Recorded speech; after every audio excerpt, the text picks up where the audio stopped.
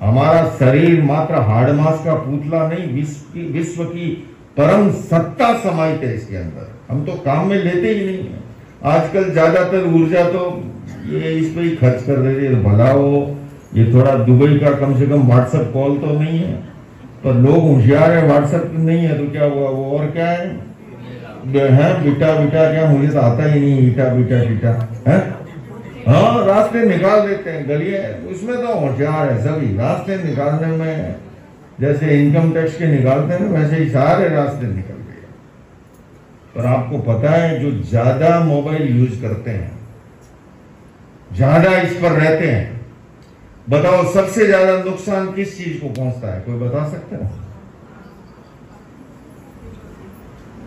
एक उत्तर आया, सत्य के काफी करीब है वैसे, पर स्थूल है अभी भी। आंख को नुकसान पहुंचता है। आंख को क्या नुकसान पहुंचता है?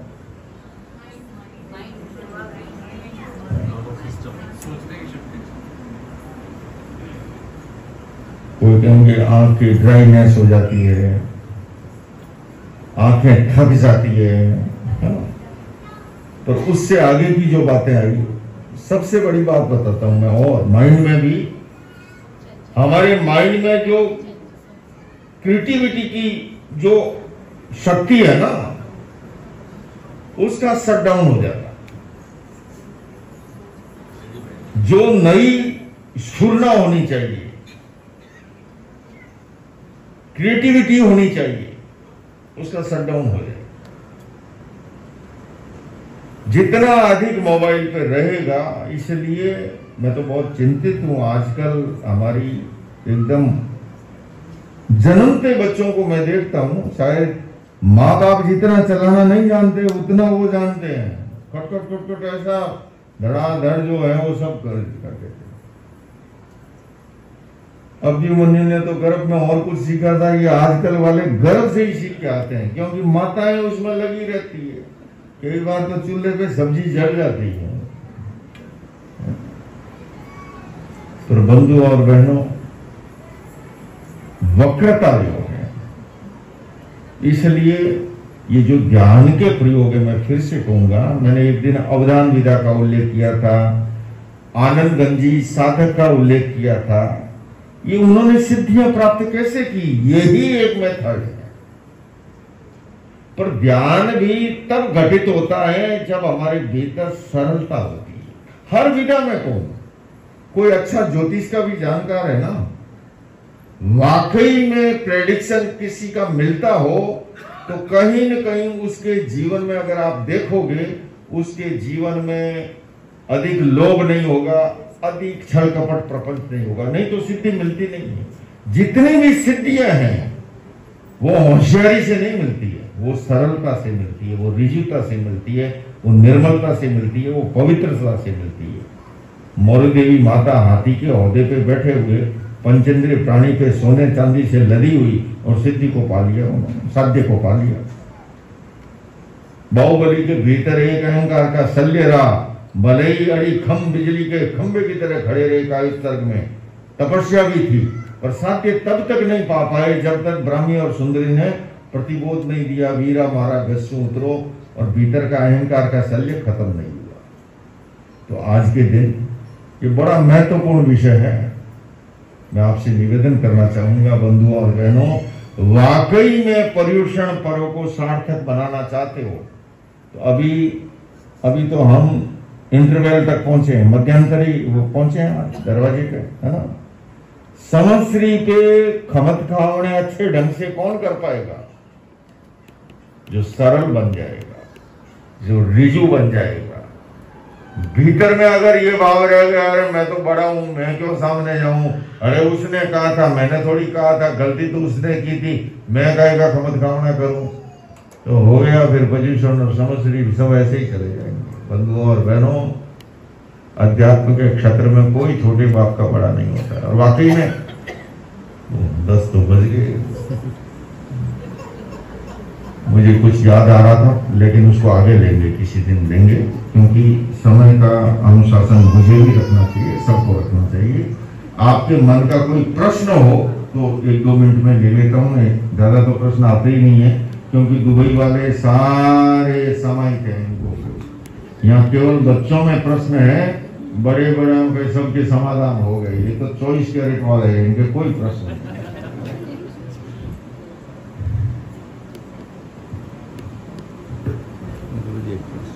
संभालो मोर्चा। कोई नहीं, किसी को कुछ प्रश्न? हाँ हाँ जी मैं आता हूँ किसी। जय जय महाराज। आज के परिप्रेक्ष्य में सबसे बड़ा स्वाध्याय धर्म या तपस्या क्या हो सकती है आज के परिप्रेक्ष्य में?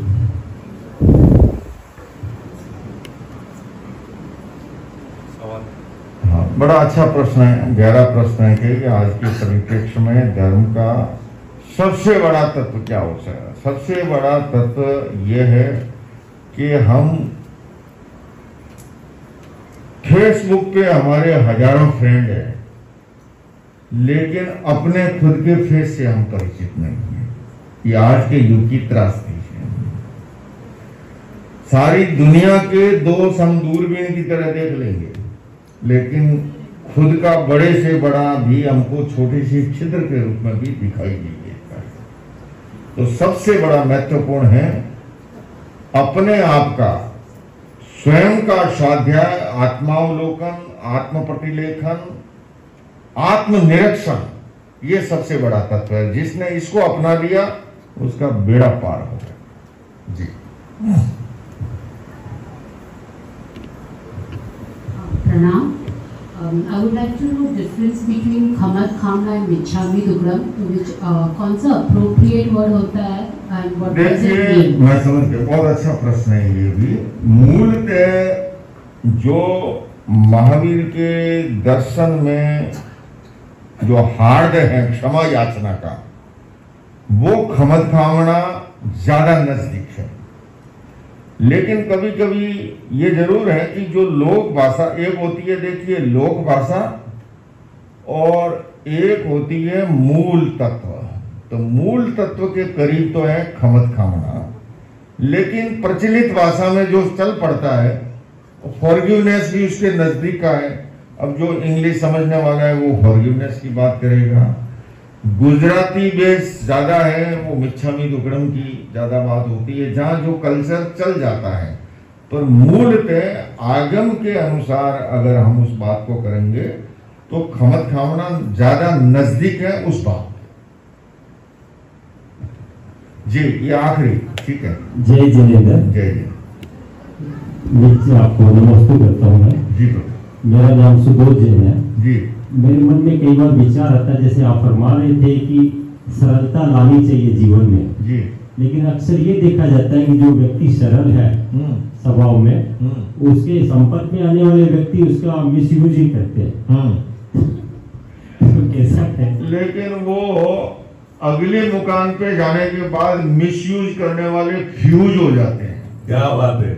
मिसयूज करने वाले सफल नहीं होते हैं। और मैंने कहा ना कि इस दुनिया के अलग नियम हैं, लेकिन उस दुनिया के अंदर एक ही मापदंड है, एक ही थर्मामीटर है, वो है सरलता, रिजुता, पवित्रता। और मैंने देखा है जीवन में मिसयूज करते हैं, मानता हूं, मैं सहमत हूं, लेकिन उन मिसयूज करने वालों को फ्यूज होते हुए भी देखा है, और होते ही है, उसमें कोई संदेह नहीं। जी गुरुदेव जी। हमारी बहन ने एक प्रश्न किया है हाँ। कि हम किस हद तक सरल बनते रहे, सामने से अगर अपशब्द आते रहे, सामने से अगर कुछ ना कुछ कटु वचन आते रहे, तो किस हद तक, मतलब उसकी कोई लिमिट या कोई सीमा? टॉलस्टॉय से पूछा गया कि सफलता का राज क्या है, मान दार्शनिक हुए हैं। उन्होंने कहा धैर्य। तो पूछने वाले ने पूछा कितना धैर्य रखें, छलनी में भी कोई पानी टिक सकता है क्या? बोले जब तक वो बर्फ न जम जाए। तो मैं ये कहना चाहूंगा मेरी बहन कि देखिए ये तो तब है कि हम उसको एक्सेप्ट कर रहे हैं। मान लीजिए आप शब्द दिया, गाली दी, मैं आपसे पूछूं आपका बर्थडे जब होता है, कोई लाके गिफ्ट देता है, आप एक्सेप्ट करते हो, तो वो गिफ्ट आपके पास आ गया। और मान लीजिए किसी का गिफ्ट आपने एक्सेप्ट नहीं किया, तो वो किसके पास रहेगा? सामने वाले के पास। अगर कोई अपशब्द बोल रहा है, गाली मान लो दे रहा है ऐसा शब्द कुछ, आप उसे एक्सेप्ट ही मत कीजिए ना। एक्सेप्ट करेंगे तब बात आएगी सारी आगे वाली जो आप कह रहे हो। आप एक्सेप्ट उसको आप स्वीकार ही मत कीजिए।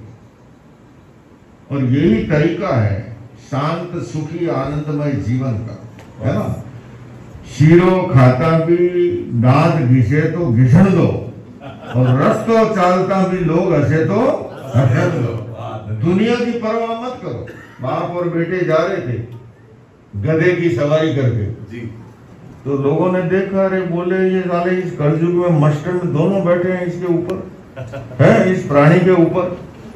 तो बाप ने देखा, अरे ये तो ठीक नहीं है, उतर गया। थोड़ा आगे बढ़ा, लोगों ने कहा ले कैसा कलयुग आ गया है, बाप तो बेचारा घसीटता चल रहा है और ये मस्टर्ड ऊपर बैठा है। बेटे ने देखा ये ठीक नहीं, कहा अरे बापू तुम ही बैठ जाओ, मैं पैदल चलता हूँ। आगे गए, बोले देखो हलाहल है, ये छोकरा तो बेचारा पैदल चल रहा है, ये वाला जो है बड़ा सारा उसके ऊपर बैठा है। तो दोनों ने देखा ये गड़बड़ है, दोनों नीचे उतर गए। आगे गए तो देखो अक्ल के अंधे, पास में है सवारी भी, फिर भी पैदल है, दिमाग से ही पैदल है। तो सारी दुनिया को बहनों कोई संतुष्ट नहीं कर पाया है। आप अपने आप में रहिए, अगर कोई गलत देता है उसे एक्सेप्ट मत कीजिए, आनंद का जीवन जीजिए, मौज का जीवन। मित्रों, अगर आपको इसी तरह के प्रवचन पूज्य आचार्य भगवान के सुनने हैं तो अहिंसा विश्व भारती यूट्यूब की चैनल है, हमारे कुंदन जी ने अभी बताया। आप अहिंसा विश्व भारती चैनल को आप लाइक कीजिए और उसको बेल आइकन दबा के सब्सक्राइब कीजिए। इसी तरह के पूज्य गुरुदेव के देश विदेश के जितने भी प्रवचन हैं आप उसके ऊपर सुन सकते हैं। और गुरुदेव यहाँ पर हम प्रवचन को एक प्रश्न, हाँ ओके, ये जो मैंने अभी नाम बताया अहिंसा विश्व भारती, जो हमारी चैनल का नाम है कुंदन जी, उसको हम तरुण भाई को कह के व्हाट्सएप मैसेज में वो भेज देंगे, लिंक व्हाट्सएप मैसेज में आपको, हाँ यूए का जो अपना ग्रुप है उसमें आपको भेज दिया जाएगा। तो गुरुदेव के जितने भी प्रवचन जहां पर भी होते, इवन आप गुरुदेव के फेसबुक पेज को भी फॉलो कर सकते हैं। गुरुदेव जहां जहां भी जाते हैं वहां के सभी जगह के वहां के सब समाचार आपको मिलते रहेंगे। और पूज्य गुरुदेव जो पूरे विश्व में हमारे जैन धर्म का जो प्रचार कर रहे हैं वो रियली एकदम अप्रिशिएटेड है, क्योंकि आज हम रियली में वहां पर कोई हमारे पहुंच नहीं पाते। हम कहते हैं कि हमारे गुरुजी जो है बहुत सुंदर प्रवचन देते हैं, हमारे गुरुदेव ऐसे हमारे, मगर फॉरेन कंट्री में हम उस जगह तक नहीं पहुंच पाते। आज ही हमारे छोटे छोटे बच्चों ने जब यहाँ पर हम प्रैक्टिस करवा रहे थे तो वीणा बहन ने ही बोला क्या बता यूएई में जन्मेला छे, like born and brought up in UAE, तो उन्होंने कभी वो चीज देखी नहीं है। सो अगर ऐसे गुरु भगवान सब जगह जाएंगे तो हमारी अगली पीढ़ी भी ये सब ज्ञान ले सकती है। एक बार जोरदार ताली से गुरुदेव का